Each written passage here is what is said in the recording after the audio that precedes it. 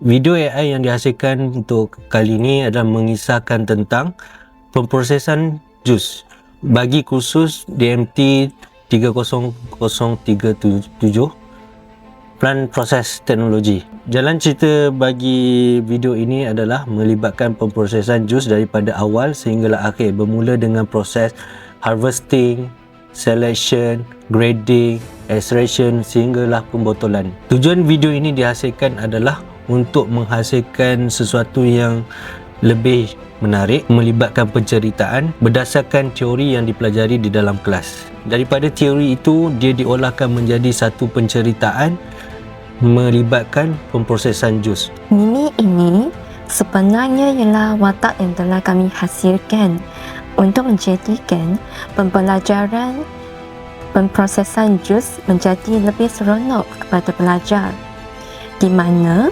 Mimi ialah sebiji tempikai yang dipetik dari ladang, kemudian melalui proses pengekstraktan JUS sama ada kaedah screw press method atau hydraulic press method, pasteurizations, clarifications dan pembungkusan sehinggalah jus tersebut dihidangkan di atas meja. Video AI ini kita edit menggunakan software iaitu software editing lah, iaitu Final Cut Pro.